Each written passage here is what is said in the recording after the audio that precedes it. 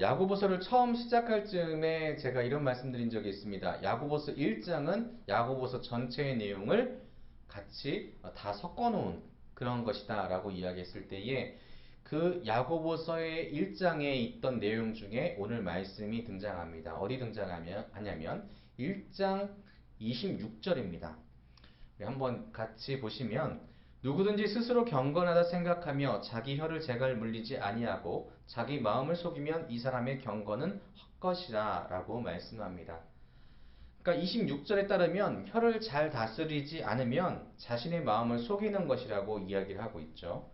그런데 이 언어를 사용함에 있어서 혀를 사용한다는 것은 말을 한다는 것이고 말을 한다는 것은 언어를 쓴다는 것입니다. 이 언어를 사용하는 그런 입장에 있어서 재갈이 필요하다고 이야기하고 있습니다. 근데 재갈이 어떤 것이죠? 혀 앞에 이 앞에 있는 쇠를 대고 그리고 그 쇠로 인하여서 움직임을 조절하는 겁니다. 그러니까 이 자그마한 재갈 하나로 큰 동물의 온몸을 다스리는 것이라고 이야기하는 것입니다. 근데 이 제어를 당하는 동물이 얼마큼 고통스럽겠습니까? 그러니까 재갈을 물리고 싶지 않겠죠. 그러니까 우리는 우리 스스로 재갈을 물리고자 하는 의욕 자체가 거의 없다라는 것입니다. 그래서 말에 있어서 자제나 또한 말에 어떤 말을 할 때의 충동을 그대로 하는 경향이 우리에게 기본적으로 깔려 있다고 합니다. 근데 문제는 이것입니다. 이 26절이 말씀하는 대로 자기 마음을 속이는 것 하나, 그리고 두 번째는 경건이 헛것이 되는 것이 바로 이 말을 잘못 사용할 때에 우리 말을 통제하지 않았을 때 주의하지 않았을 때 나오는 그런 결과라고 이야기하고 있죠. 그래서 이 말씀 이후에 다시금 3장에서 이것을 다시 강조를 하는데 이 3장 처음에 시작하는 거 이전이 어디입니까? 2장 후반 때죠. 그럼 2장 후반 때에는 어떤 말씀이 있었냐면은 행함이 없는 믿음은 헛것이고 행함이 없는 믿음은 뭐라고 했습니까? 죽은 것이라고 말씀드렸죠. 그렇기 때문에 우리가 행해야 되는 것이 하나님의 믿음을 가지고 있다면 마땅히 우리의 삶이 변화되어서 우리의 삶의 모습이 행하는 그 모든 것들이 하나님의 뜻 안에서 바르게 살아가야 되는데 그 이야기를 한 뒤에 첫 번째로 우리에게 제시하는 것이 무엇이냐면 너의 입을, 너의 말을, 너의 언어를 하나님 앞에 한번 보여봐라. 이것입니다. 그래서 3장 1절부터 차근차근 야고보 사도가 우리에게 어떻게 경고를 하고 있고 권고하고 있는지를 한번 나눠보겠습니다. 먼저 1절을 보시면 함께 읽어보시면 내 형제들아 너희는 선생된 우리가 더 큰 심판을 받을 줄 알고 선생이 많이 되지 말라 라는 말씀으로 시작합니다. 그런데 대체 이게 왜 말에 대한 이야기인가 라고 궁금하실 수 있는데 야고보 사도 시대 때의 교회에는 정말 많은 사람들이 함께 했습니다. 예수님을 직접 만난 사람들도 있었고 또 예수님의 제자로 인해서 변화했던 사람들도 있었고 그 제자의 제자로 또 같이 그 예수님의 기적을 맛봤던 사람들도 있었습니다. 그 사람들이 이제 교회가 생성되고 모이기 시작합니다.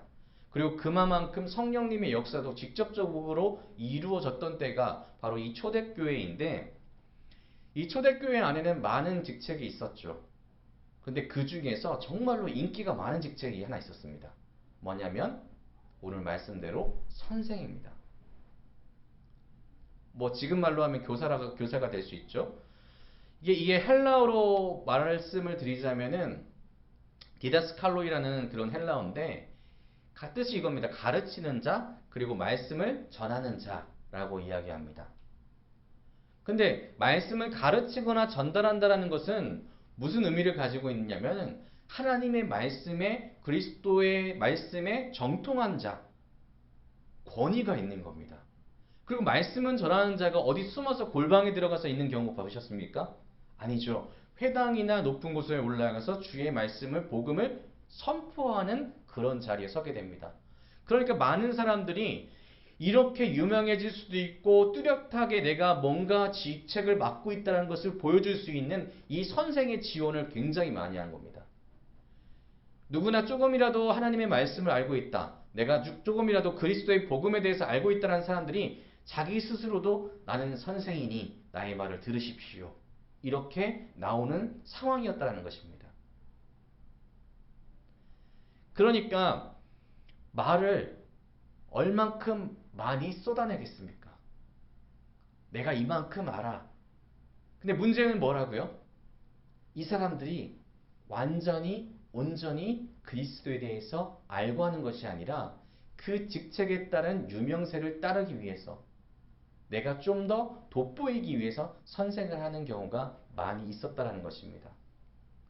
그래서 야고보 사도는 마지막에 선생이 많이 되지 말라는 겁니다. 그리고 이와 동시에 무엇을 강조하는 것이냐면 말 많은 너희여, 잘못된 말을 하는 너희여, 선생이란 직책이 갖고 있는 그 커다란 의무, 그것이 무엇인지 아느냐? 심판을 받을 수도 있다는 것입니다. 그래서 1절을 다시 보면 내 형제들아, 그리스도인 여러분, 너희는 선생된 우리가 더 큰 심판을 받을 줄 알고 라고 말씀합니다.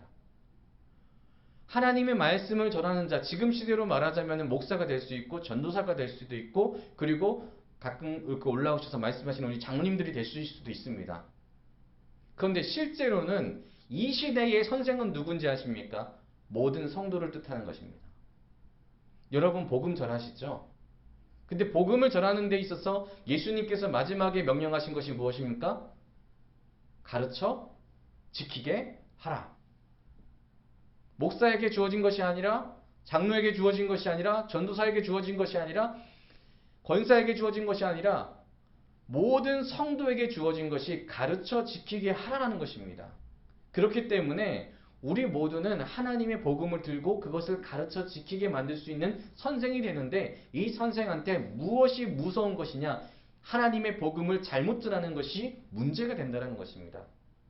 그러니 우리 모두는 말에 대해서, 내가 하고 있는 그 말에 대해서 주의를 해야 된다는 것이죠. 그런데 지금 우리가 사는 세상에서 거짓말, 그러니까 말을 잘못해서 벌어지는 일들을 굉장히 쉽게 생각하는 경우가 많이 있습니다. 말 중에서 죄를 가장 빨리 짓게 만드는 것이 무엇이냐면 거짓말. 지금 말씀드린 거짓말인데 현재 우리 사회에서 인식하는 거짓말의 개수는 굉장히 낮다고 합니다. 이 정도는 괜찮아 하는 그 폭이 굉장히 높다고 합니다. 그러니까 뭐 선의의 거짓말은 괜찮아 이렇게 얘기하죠. 그리고 잠깐 웃기려고 하는 거짓말 괜찮아. 그래서 이 시대가 될 때에 현재 살아가는 우리 40대 이상 되시는 분들한테 굉장히 유명한 TV 프로그램이 있었습니다. 5글자로 몰래카메라. 속이는 겁니다. 말도 안 되게 속이는데 우리는 거기서 쾌락을 얻습니다. 왜냐하면 속이는 것에 있어서 사단이 주는 쾌락이 굉장히 크거든요. 내가 못하니까 남이 하는 것에 대해서 굉장히 좋아하는 겁니다. 뭐 너무 극단적이지 않느냐라고 얘기할 수 있겠지만은 일종의 예를 든다면 그렇다는 겁니다. 지금 사는 세상에서는 거짓말을 큰 죄로 여기기보다는 하나의 전술이란 전략으로 보는 경우도 많습니다. 회사에서 일을 하다 보면 그런 일들도 있죠. 경쟁사와 경쟁할 때에 속이는 것, 이거는 아무것도 아니다 라고 이야기하는 경우도 있습니다. 그 회사 내부에서도 마찬가지로 서로 동료 간에서도 내가 이 정도는 속여야지 저 사람을 이길 수 있어 라고 하는 경우가 많은데 이것이 당연한 것처럼 생각되는 사회가 지금 이 세대라는 것입니다. 그런데 옛 속담에 이런 말이 있죠. 바늘도둑이 소도둑 된다고. 내가 지금 하고 있는 이 자그마한 거짓말들의 훈련들이 결국에는 아주 큰 거짓말의 결과로 이어질 수 있다는 겁니다. 조금씩 당은 허물어지기 때문입니다. 잘 생각해 보시면 우리가 살고 있을 때에 그리스도인으로서 살고 있을 때에 가장 먼저 듣는 말이 뭔지 아십니까? 당신은 죄인입니다. 입니다. 근데 이 죄인이 왜 되는지 아십니까? 왜 됐을까요? 누구로 인해서? 아담과 하와로 인해서. 그럼 아담과 하와는 왜 죄인이 됐을까요? 간단합니다. 뱀이 거짓말해서. 거짓말에 속은 거죠. 말의 능력에 의해서 아담과 하와는 죄를 짓게 된 겁니다. 그리고 그 말에 힘이 있다는 것을 아담과 하와는 알고 있었습니다. 하나님께서 말씀으로 세상을 창조하신 그 지혜를 알고 있는 사람들이 아담과 하와였기 때문에 그도 그렇게 되기를 원했던 거죠. 그러니까 우리 성도들을 포함해서 모든 인간에게 말이라는 것은 이만큼 중요하다는 겁니다. 근데 이 말에 대한 생각이 지금 많이 어려워졌다는 겁니다. 그냥 쉽게 사람을 욕하죠. 우리가 어렸을 때에는 이렇게 혼난 적이 많았습니다. 특히나 저 같은 경우에는 저희 어머니가 좀 엄하셔서 뭐라고 하셨냐면 거짓말하지 말아라, 욕하지 말아라. 그러면 저희 아버지는 더욱더 한 수를 더 뜨시죠. 더 강하게 그러면 혼날 것이다. 근데 현재 그래서 저희 친구들이나 어렸을 때 보면은 그렇게까지 욕을 많이 했던 건 아니었던 것 같습니다. 근데 지금 아이들을 봤을 때에 어떻게 느껴지시나요? 혹시 내가 어렸을 때와 지금의 아이들 욕하는 그 수준이 정말로 향상되는데 그 향상되는 어린 아이들의 그 연령대가 점차로 낮아진다는 거 우리는 쉽게 알 수 있습니다. 아이들이 애들도 안 나본 애들이 뭐 새끼 저 새끼 이렇게 하는 거 여러분 보신 적 많죠. 그만큼 이 시대에는 말에 대해서 관대합니다. 그리고 말에 대한 조심성이 떨어졌다는 것입니다. 물론 야고보 사도도 2절에서 얘기하고 있지만 말을 사용하는 것이 말을 조절하는 것이 얼마나 힘든지에 대해서 이야기합니다. 말 정말로 힘든다라고 이야기하고 있습니다. 그래서 2절을 보시면 우리가 다 실수가 많으니 만일 말에 실수가 없는 자라면 곧 온전한 사람이라 능히 온몸도 굴레 씌우리라 라는 말씀을 합니다. 우리라는 것은 선생을 뜻하는데 선생은 아까 말씀드린 대로 우리 모두를 뜻한다고 이야기할 수 있죠. 근데 우리 모두 선생된 자, 먼저 하나님의 복음을 받은 자로서 다 실수가 없다가 아니라 적다가 아니라 많다입니다.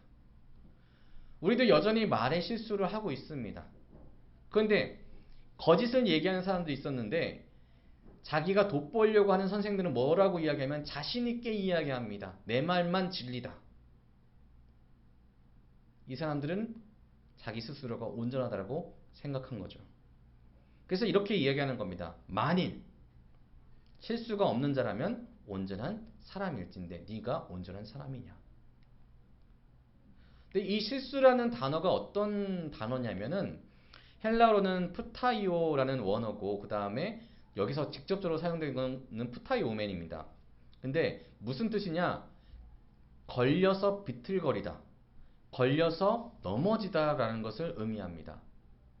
그러니까 결국 이 실수라는 것, 말의 실수라는 것은 누구든 나든 누구든 간에 상대방이든 간에 넘어지게 걸리게 만들어 준다는 것입니다. 그러니까 우리가 말을 했을 때에 말의 실수가 있었을 때는 그것이 그냥 흩어지고 그냥 넘어가는 것이 아니라 누구라도 그 삶에 있어서 영향력을 끼칠 수 있는 아주 중요한 것이 말이라는 것이죠. 그래서 누구도 말을 완전하게 쓸 수 없다라는 것. 이것은 우리가 분명하게 깨달아야 된다는 것입니다. 그렇지만 노력을 해야 된다는 것.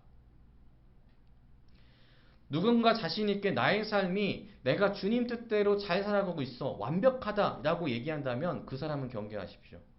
그럴 수가 없기 때문입니다. 겸손이 먼저가 되지 않는 말은 분명하게 문제가 있다는 것입니다. 이 시대에도 마찬가지입니다. 그래서 만일이라고 시작되는 겁니다. 만일 말에 실수가 없는 자, 즉 온전한 자. 그러면 이 뜻은 무엇이냐면 온몸에 굴레를 씌워놓은 것과 같은 사람이라는 것입니다. 모든 온몸에 굴레를 다 칭칭 감아놓고 어떤 것도 할 수 없는 자가 한마디도 안 하면 온전한 자가 되겠죠.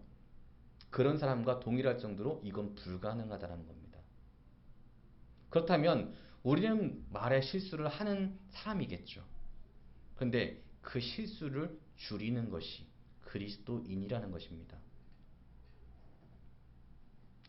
말은 어떻게 보면은 굉장히 작습니다. 여러분 말하는 거 보면은 굉장히 작아서 우리가 인식하지 않을 때도 많죠. 누가 말하는 것에 대해서 전부를 다 인식해서 내가 이 말하면 저 사람은 이 말할 거고 내가 이 말하면 저 사람은 이 말할 거고 이걸 다 계산하면서 말하겠습니까? 이 말은 내가 잘못되는 것이고 이 말은 내가 죄를 짓는 것이고 그것에 대해서 모든 것들을 다 인식하지 못하지만 분명한 것은 우리의 인생에 있어서 말은 분명히 우리의 인생을 좌우할 수 있는 능력이 있다는 것. 그리고 이 말은 무엇이냐면 말은 하나님과의 관계에 있어서 주의하고 조종하고 자제하고 절제해야 되는 필수 요소라는 것입니다. 그래서 야고보 사도는 우리에게 계속해서 굴레나 재갈이라는 표현을 아주 강하게 사용하고 있는 것입니다.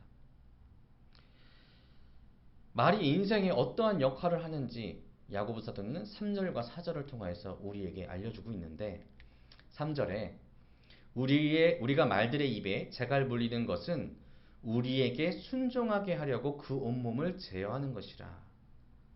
여러분 이 사진에서 보는 것과 같이 재갈은 무척이나 작습니다. 말은 우리 몸보다도 훨씬 크죠. 근데 그 앞에 하나 물려두는 것이 재갈입니다. 근데 말이 어디로 갈지는 이 재갈로 결정할 수 있다라는 것입니다. 이 재갈을 움직일 때마다 한쪽 방향으로 당길 때마다 말은 그 방향으로 갈 수밖에 없습니다. 그러니까 말의 온몸을 제어하는 것이 재갈인데 그 재갈이 우리에게도 필요하다는 것이죠. 불편하고 고통스러울지 모르겠지만 우리는 그만큼 준비하고 말에 대해서 주의해야 된다는 것입니다. 또 뭐라고 말씀하시냐면은 또 배를 보라 그렇게 크고 강풍에 밀려가는 것들을 지극히 작은 키로서 사공의 뜻대로 운행하나니 라고 말씀합니다. 배에서 방향 가리키는 것, 배 방향을 정하는 것은 키죠. 오늘 말씀에서는 이 배를 매우 큰 배라고 얘기했습니다. 큰 배 하면 어떤 배가 생각나십니까? 타이타닉 정도는 돼야 된다고 큰 배라고 생각하실 수 있죠. 아니면 지금 있는 뭐 크루즈 그런 큰 배를 조정하는 것이 무엇일까요? 아주 작은 키 하나로 조정이 가능하다는 겁니다. 근데 이 배에게 문제가 있습니다. 말씀을 보시면 광풍이라고 나오죠. 광풍이 있는 곳에 있는 아주 커다란 배입니다. 광풍은 어떤 의미냐면 하나님의 뜻을 바라는 것을 얘기하는데 광은 거친 것을 얘기하는데 헬라어로는 스클레로스, 반항적인 완악한이라는 뜻입니다. 풍은 그대로입니다. 바람 자체 아니면 교운이라는 것을 얘기합니다. 그러니까 우리의 인생이 커다란 배, 우리의 모든 것들이 어딜 지금 헤매고 있는 거냐면 광풍 중에 있는 겁니다. 아주 커다란 바람 중에 있는 겁니다. 그런데 그 중에 우리가 바람을 맞아서 이리저리 흔들린다는 것은 사단의 유혹 가운데서 계속해서 인생이 왔다 갔다 졌다 이렇게 간다는 것을 얘기합니다. 내가 원래 가야 되는 천국으로 가야 되는데 그 천국이 아닌 이리저리 흔들려서 결국에 어떻게 되냐면은 광풍에 있어서 바른 길로 제대로 빠져나가지 못할 경우에는 그 배는 반드시 파손된다는 것. 침몰할 수밖에 없는 것이라는 것. 그런 진리가 이 안에 있는 것입니다. 우리의 인생은 하나님의 말씀을 받고 그 말씀대로 우리가 우리의 삶을 하나님을 향하여서 나가야 되는데 그 나갈 때에 중요한 키를 잊지 말아야 된다는 것입니다. 왜냐하면 방향을 정해주기 때문입니다. 근데 그 키가 뭐라고요? 우리의 말이라는 것입니다. 그래서 우리가 제가 우리라고 하기 전에 제가 청년 때 전도를 할 때에 저를 가르쳤던 선생님이 스승이 뭐라고 하셨냐면은 먼저 고백하게 하라. 뭐 요즘에는 그렇게 하면 좀 강압적이다고 해서 잘 안 하긴 하는데 전도한 분들한테 이렇게 전도를 했었거든요. 3분 정도만 시간을 주십시오. 그리고 그때는 생명을 주는 사랑이라는 전도 책자가 있었는데 그 처음부터 끝까지 차근하게 같이 읽게 합니다. 얼마 안 걸려요. 3분 정도면 끝나요. 근데 그 마지막에는 뭐라고 적혀 있는 거. 그러니까 말로 주를 시인하는 그런 고백문이 있었습니다. 그러니까 그 고백문을 읽음으로 인해서 그가 변화될 것을 기대하면서 그 복음을 전했던 거죠. 그러니까 우리가 말로 뱉는 것은 우리의 인생에 있어서 우리가 지금 어디로 가고 있는지를 극명하게 드러낼 수 있는 그런 표현이라는 겁니다. 증명입니다. 내가 진짜로 매일같이 하나님 아버지를 내 주여라고 얘기하시는 분들은 하나님께서 내 주라는 것을 계속해서 표현하시는 것이고, 아버지라고 얘기하시는 분들은 진짜로 아버지라고 인식하면서 표현하시고 계시는 거죠. 그래서 가장 위급할 때 주여 주여 하시는 분들은 저는 존경합니다. 그만큼 주 하나님을 의지하는 분이기 때문이죠. 우리가 무의식적으로 하는 그 말 가운데 우리의 생각들이 담겨 있습니다. 그러니까 우리가 지금 하고 있는 말들, 평소에 하고 있는 말들을 곰곰이 이제 되새겨 보시면 우리의 인생에 있어서 키가 어느 방향으로 나아가고 있구나라는 것을 깨닫게 된다는 것입니다. 아까 욕에 대해서, 어린아이에 대해서 얘기를 했는데, 사실 지금 쓰고 있는 욕들이 어린아이들에게 있어서 어떠한 영향력을 끼칠지 여러분 아실 겁니다. 우리가 쓰고 있는 욕들은 옛날엔 바보 멍청이가 정말로 심한 욕이었다고 한다면, 지금 쓰고 있던 욕들은 사실 성적으로 굉장히 문란한 욕들이죠. 잘 고민해 보십시오. 아이들이 어떤 지금 욕을 쓰고 있었는지.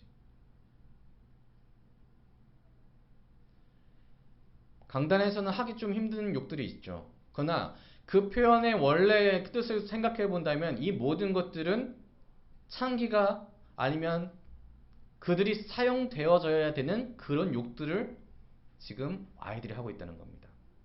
그러면은 그만큼 그 아이들의 생각 속에는, 삶 속에는 그런 것이 쉽게 다가올 수밖에 없다는 것입니다. 옛날에 무서운 것이 많았는지 몰라요. 그래서 우리는 뭔가 심각하면 겁나 라고 했지만 지금은 지은나, 여러분 아시는 표현입니다. 그런 표현으로 바뀌었습니다. 그리고 지금에서는 한 단계 더 뛰었죠. 사람을 개라고 표현합니다. TV 방송에서도 굉장히 편하게 이야기합니다. 한번 해볼까요? 개 멋있어. 개 좋아. 이것이 일종의 자신들이 멋있게 하는 표현이라고 생각을 합니다. 여러분, 인식이 바뀌는 겁니다. 삶이 바뀌는 겁니다. 우리가 사용하는 말에 의해서 하나님의 뜻에 반하는 삶을 그 삶으로 증명하고 있을 수도 있다는 것입니다. 얼마나 무서운 이야기입니까? 근데 이게 비단 세상에서만 일어나는 일일까요? 아니라는 것입니다. 교회에서도 일어나고 있습니다. 제가 중고등부를 교사로 10년, 그리고 교육자로 10년 그렇게 맡고 또 청년부까지 맡고 있었는데, 그 20년 동안 들은 욕들이 얼마나 많은지 아십니까? 아이들이 그냥 청소년들이 쉽게 이야기합니다. 그거 고치는데 엄청나게 힘듭니다. 왜냐하면 나가면 다 쓰니까. 그걸 인식시켜 줄 수 있는 그런 교육이 아직 이루어지고 있지 않다는 겁니다. 그러면 어떻게 되겠습니까? 당연하게 음란한 것에 휩쓸려 갈 수밖에 없는 세대에 우리 아이들이 살고 있다는 것입니다. 누가 고쳐야 되겠습니까? 라고 물어본다면 교회에서 고쳐주세요, 학교에서 고쳐주세요 라고 얘기하지만은 사실 부모님들이 더욱더 노력하셔야죠. 관심을 가지셔야 됩니다. 믿는 가정에서는 특히나 더 관심을 가져주셔야 됩니다. 그것이 하나님의 뜻에 맞지 않는다는 것을 알려주셔야 됩니다. 그 말을 할 때마다 하나님께서 그 말에 질책을 하실 수도 있기 때문입니다. 말의 재갈, 그리고 배의 키는 그냥 두는 것이 아니라 좋은 방향을 가질 수 있도록 날마다 그것을 붙잡고 있어야 됩니다. 재갈이 있으나, 키가 있으나 그것을 조절하지 않는다면, 그것에 힘을 주지 않는다면 아무런 소용이 없기 때문입니다. 다시 말씀드리자면은 우리 인생을 결정하는 그 중요한 것들 잊지 않으시고 늘 관심 있게 붙잡으셔야 된다는 것입니다. 이제 앞에 있던 내용들의 결론을 이 야고보 사도는 우리에게 전달합니다. 5절입니다. 이와 같이 혀도 작은 지체로 돼 큰 것을 자랑하도다. 보라 얼마나 작은 불이 얼마나 많은 나무를 태우는가. 이와 같이입니다. 3절과 4절의 내용이죠. 혀도 작은 지체로 돼 큰 것을 자랑하도다 입니다. 우리의 몸 중에서 혀 얼마나 작습니까? 아무리 내뱉어도 내놔도 보이는 거 별로 없습니다. 평소에는 거의 보이지도 않습니다. 우리 몸 중에 작은 지체 중 하나이지만 너무도 큰 힘을 가진 것이 바로 이 혀다 라는 것입니다. 그래서 이 내용을 강화하기 위해서 이 말씀 앞뒤로 예화를 드는 겁니다. 자, 보라. 얼마나 작은 불이 많은 나무를 태우는가. 혀도 작은데 크다고 했습니다. 작은 불이라고 했습니다. 그런데 많은 나무를 태운다고 합니다. 이것은 야고보 사도가 우리에게 극명하게 보여주고 싶은 겁니다. 작다고 무시하지 마십시오. 여러분의 인생을 바꿀 수 있는 것이 바로 이 말이고 이 혀입니다. 말의 관리와 조절이 얼마나 중요한지 알려줍니다. 작은 불. 근데 그 뒤에는 많은 나무라고 표현되어 있죠. 이거는 이 팔레스타인 지방의 언덕을 뜻합니다. 그러니까 언덕 하나를 통째로 없앨 수 있을 만한 게 작은 불이다. 우리 뉴스 보셔서 아시겠지만 우리 지금 강원도에서 불길이 났을 때에도 아주 작은 방화 하나였습니다. 그런데 정말로 산 몇 개를 태워 먹었죠.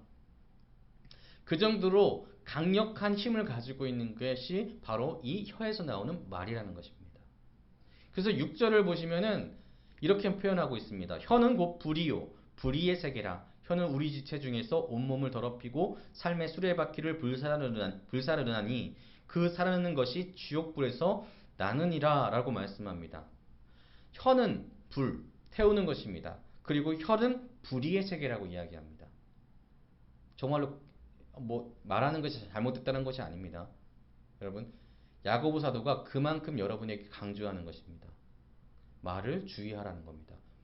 스님처럼 무건수행하라는 것이 아니라 말을 하되 이 말을 하는 것이 얼마만큼 중요한 것인지 깨달으십시오. 혀는 곧 불입니다. 혀는 곧 불의의 세계라고 이야기하는 겁니다. 이것이 무엇을 이룬다고 이야기했습니까? 온몸을 더럽힐 수 있습니다. 작은 곳이 아닙니다. 손가락 하나 더럽히는 것이 아닙니다. 손바닥 한 장 아닙니다. 온몸입니다. 이 작은 혀 하나가 여러분의 처음 보는 이미지부터 행동의 모든 것까지 그리고 앞으로 나갈 그 삶의 방향까지 모든 것들을 더럽힐 수 있다는 겁니다. 누구 앞에서? 하나님 앞에서. 두 번째는 삶의 수레바퀴를 불살할 수 있습니다. 수레바퀴가 불살라지면 마차가 갈까요? 안 갈까요? 갈 수가 없죠. 전혀 갈 수가 없습니다. 멈춰버리는 것입니다. 작지만 우리의 삶의 결과를 바꿔버린다는 것입니다. 삶의 수레바퀴가 열심히 좁은 길을 걸어가고 있는데 그 좁은 길을 걸어갈 때에 그 말의 실수로 인해서 그 바퀴가 불살라질 수 있다. 수레 좁은 길로 가면은 당연히 그 주위에도 영향을 미치겠죠. 자기만 불살라지는 것이 아닙니다. 이웃에게도 내 가족에게도 불살라지는 것이 이 말의 힘이라는 것입니다.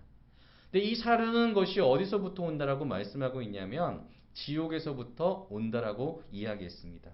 지옥입니다. 지옥에서 나오는 불입니다. 꺼지지도 사그러지지도 않는 불이 혀로부터 나올 수 있다는 거 얼마나 무섭습니까? 그래서 그 혀로부터 나오는 불의한 것들로 인하여서 이단들이 얼만큼 우리에게 달콤한 말로 그 뒤에는 칼을 숨기고 그리고 그 뒤에는 절대 꺼지지 않는 지옥의 불로 우리를 유혹하고 있습니까? 우리가 하는 말 한마디 그냥 지나가는 것이라고 생각한다면 절대 안 된다라고 야고보 사도는 이야기하는 것입니다. 하루의 일과가 끝났을 때에 우리는 분명하게 돌아볼 수 있어야 됩니다. 아, 내가 오늘 어떠한 말을 했구나. 그리고 가능하면 반성하고 회개하고 잘못한 일이 있다면 그 잘못한 일을 바로 잡아야 되겠죠. 잘못 제가로 움직이거나 키를 돌렸을 때에 우리는 막심한 피해를 받을 수밖에 없습니다. 왜냐하면 우리는 지금 그냥 일반 말에 타고 있는 것이 아니라 경주마에 타고 있습니다. 정말로 빨리 달려가고 있는 경주마, 천국을 향하여서 달려가고 있습니다. 우리는 경주자라고 했거든요. 광풍이 몰아치는 바다에서 배를 운행하고 있는, 항해하고 있는 그런 항해자입니다. 작은 실수 하나가 정말로 커다란 손해를 보일 수 있게 되는 그런 곳에 있습니다. 그래서 사실 우리 신앙의 길은 좁은 길이라고 말씀드리죠. 많은 분들이 이야기합니다. 우리가 믿음에 가는 길은 넓은 길이 아니고 편한 길이 아니라 좁은 길이다. 그래서 우리는 좁은 길을 볼 때에 이렇게 생각합니다. 그냥 우리가 갈 만한 길로 생각하죠. 근데 이 그림 작은 곳을 보시면 정말로 화려한 그 건물들이 보이고 그 한쪽 제 방향 반대네요. 그 한쪽 구석, 이 제 손 아래에 있는 데를 자세하게 아주 면밀하게 보시면 길 하나가 보입니다. 누가 봐도 가고 싶은 길이 아니죠. 그만큼 가기도 찾기도 끝까지 완수하는 것도 힘든 곳이 좁은 길이라는 것입니다. 얼마큼 집중해야 되는지도 모릅니다. 그 좁은 길 옆에는 넓은 길이 있는데 그 넓은 길의 그림을 보시면 건물들이 크고 화려합니다. 근데 중요한 것이 있습니다. 이 건물들이 온전한 건물들일까요? 자세히 보시면 앞 표지만 있는 건물들입니다. 거짓입니다. 이 거짓 앞에는 화려한 음악과 화려한 색동 옷을 입은 이들이 우리를 계속해서 유혹합니다. 좁은 길 바로 옆에 있기 때문에 고개만 돌리면 볼 수 있습니다. 그래서 그 좁은 길을 완수하는 것이 힘들다는 겁니다. 사랑하는 성도 여러분, 우리의 신앙은 어쩌면 잘못된 선생들의 말, 그 말로 인해서 편한 길로, 넓은 길로 혹여나 가고 있지는 않으십니까? 얼마나 많은 선생이라고 하는 분들이 성경을 잘못 가르치고 또 성경의 내용들을 왜곡하고 있을까요? 우리가 그냥 그저 어느 정도면 하면 돼 라고 말을 하는 것, 이것은 분명하게 넓은 길에 사람이 하는 말인 줄 믿으시길 바랍니다. 우리는 좁은 길 가는 사람들입니다. 편할 수가 없습니다. 말을 제어하는 거, 이거 얼만큼 힘든 일인지 모릅니다. 여러분, 운전하다가 욕 안 하는 사람 본 적 있으십니까? 성인 문제라도, 누가 그랬습니다. 예수라도 와가지고 누가 앞에서 칼치기 하면은 욕할 거라고. 그만큼 힘든 게 우리의 입을 절제하는 건데, 그 절제만큼 우리의 신앙을 지키는 것이 얼마나 힘들겠습니까? 성경은 분명하게 우리에게 경고합니다. 분명하게 몸부림치며 주의 말씀대로 사시길 바랍니다. 라고. 분명한 진리는 이어지고 있습니다. 그때에도 말세였고 지금도 말세라는 사실. 공중의 권세 잡은 자들이 지금도 여전히 권세를 잡고 있다는 그 사실. 성도를 미혹하는 그 순간은 절대 그치지 않는다는 사실. 그 세대에 우리는 살고 있다는 것 잊지 마시고, 우리가 바르게 방향을 정할 수 있는 우리의 말과 또한 우리의 모든 생각들 주 아버지 안에서 바르게 세워나갈 수 있는 그런 여러분이 됐으면 좋겠습니다. 이 야고보의 권면처럼 재갈이라고 생각하지 마시고 생명줄이라고 생각하십시오. 풍랑 가운데 키 붙잡고 있다고 생각하십시오. 그렇게 했을 때에 우리에게 그것들은 강력한 무기가 될 줄로 믿습니다. 사단이 우리를 틈타지 못하게 만드는 방패가 될 줄로 믿습니다. 찬양 중에 이런 찬양이 있습니다. 내 입술의 말과 나의 마음의 묵상이 주께 연락되길 원하네. 이 찬양의 가사처럼 여러분의 말이 하나님께서 기뻐하시는 감미로운 아름다운 찬양이 되길 소망하고, 또 여러분이 말씀하시는 그 한마디 한마디가 우리의 이웃에게, 우리의 다음 세대에게 정말로 바른 길을 제시하는, 정말 하나님께서 원하시는 그런 말들이 됐으면 좋겠습니다. 그런 여러분이 되시기를 주님의 이름으로 축복합니다. 기도하겠습니다.